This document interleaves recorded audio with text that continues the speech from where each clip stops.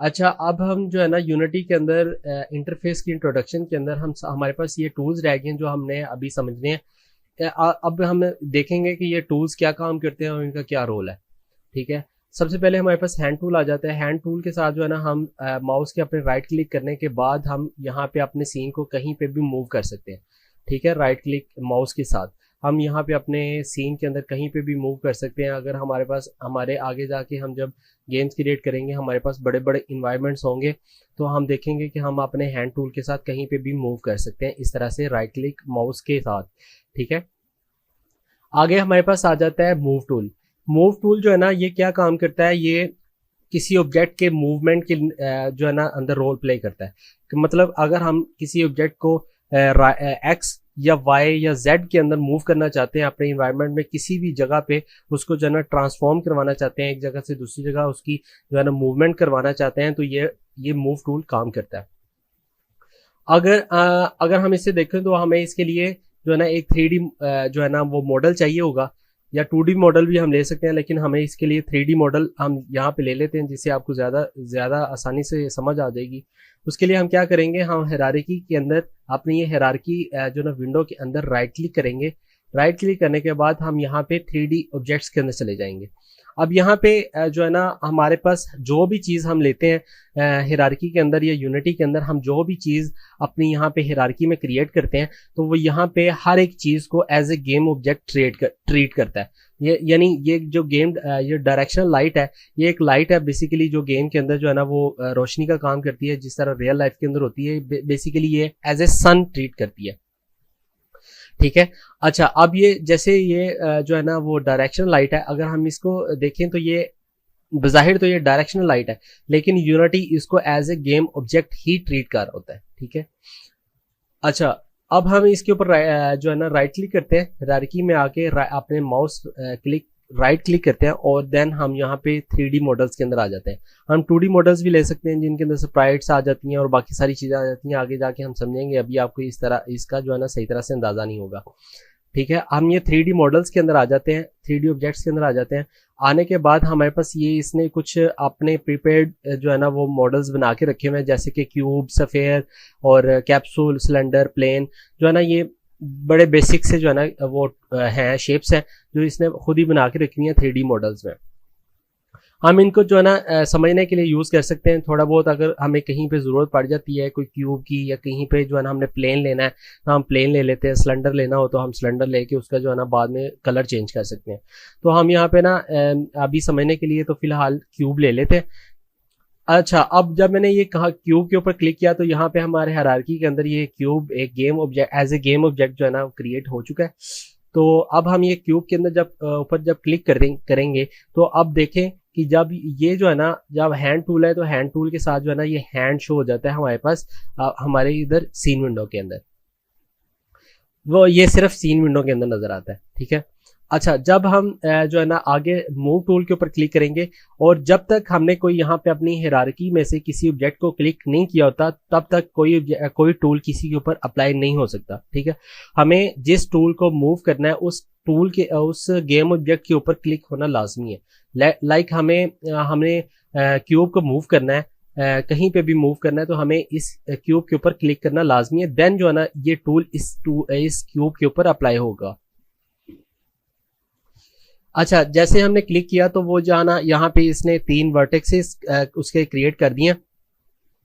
जो ये red colour का होता है ये X as a X vertex होता है, यानी मतलब हम अगर इस टूल को एक्स वर्टेक्स में या एक्स साइड पे मूव करना चाहते हैं देन जो है ना हम एक्स डायरेक्शन के अंदर मूव कर रहे हैं। हम इस जो है ना रेड वाले एरो को क्लिक करके अपने माउस के लेफ्ट क्लिक से जो है ना इसको क्लिक करके आगे अपने माउस को ड्रैग करते जाएंगे और ये आगे की तरफ मूव करता जाएगा।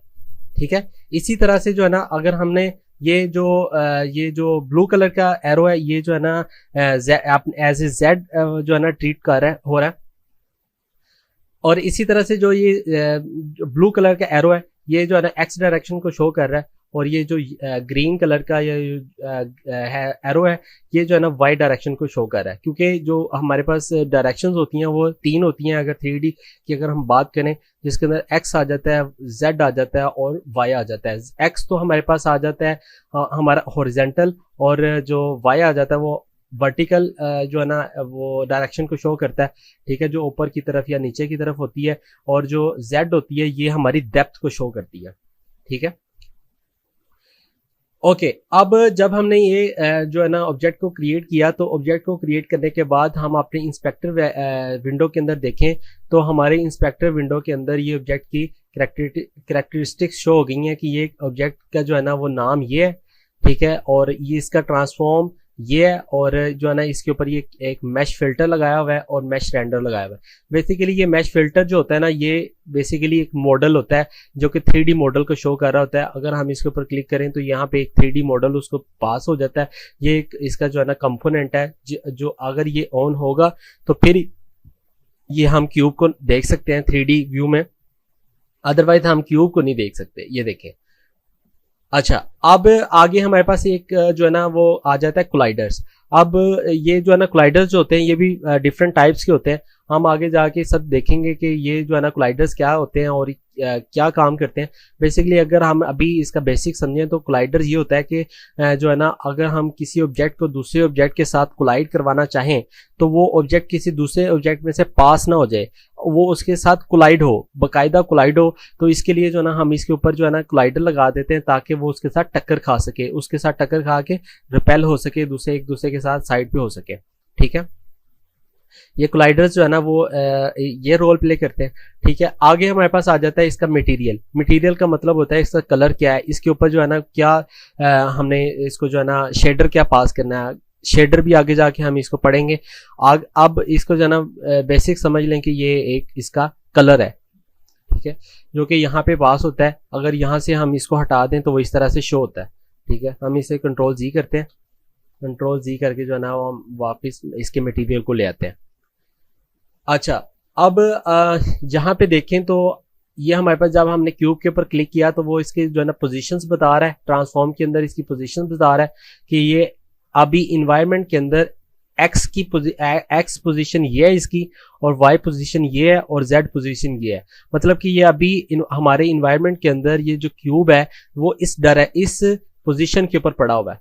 अगर हम इसे 0 0 कर देंगे, एक्स भी 0, वाई 0 और जेड 0 कर देंगे, देन ये हमारे मेन जो है ना वो बिल्कुल 0 पोजीशन के ऊपर आ जाएगा, जहां पे हमारे पास जो है ना हमें ये अपने गेम के अंदर भी नजर आ रहा है। बेसिकली क्योंकि हमारे पास जो कैमरा है हमारा वो 0 पोजीशन पे पड़ा हुआ है। ये देखें आप, ये इसकी एक्स पोजीशन 0 है, वाई हमने इसको थोड़ा सा ऊपर रखा हुआ है क्योंकि जो है ना हमने उसको एक स्पेसिफिक एक हाइट से दिखाना है, तो यहाँ पे पड़ा हुआ है। और ये जेड जो है ना ये डेप्थ को शो कर रहा है कि मतलब ये कितना दूर पड़ा हुआ है और कितना नजदीक पड़ा हुआ है। ये देखें अगर हम इसके जेड को चेंज करें तो वो जो है ना हमें क्यूब ऑब्जेक्ट कितना करीब नजर आ रहा है, क्योंकि ये जो कैमरा है हमारा वो Z डायरेक्शन के अंदर मूव कर रहा है आगे की तरफ। सो ये इनकी वैल्यूज जो है ना वो माइनस से प्लस की तरफ होती हैं। माइनस मतलब कि माइनस में भी जा सकती हैं। ये जो है ना वैल्यू देखें आप, माइनस में भी जा रही है क्योंकि इसका जो रूट है वो सिर्फ और सिर्फ 0 है। अगर हम 0 पे रखेंगे तो वो इस तरह से शो करेगा। तो वो हम अगर 0 डायरेक्शन से 0 पोजीशन से अगर हम पीछे की तरफ मूव करें तो वो जो है ना माइनस की तरफ जाती हैं वैल्यूज जेड की।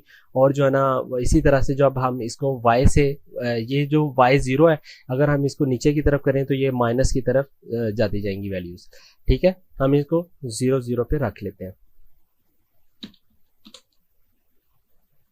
ये हमारी जो है ना जेड पोजीशन यही हो जाए, कोई प्रॉब्लम नहीं है। अभी हम इसको 10 कर देते हैं ताकि हमें क्यूब एक स्पेसिफिक डिस्टेंस से नजर आ सके।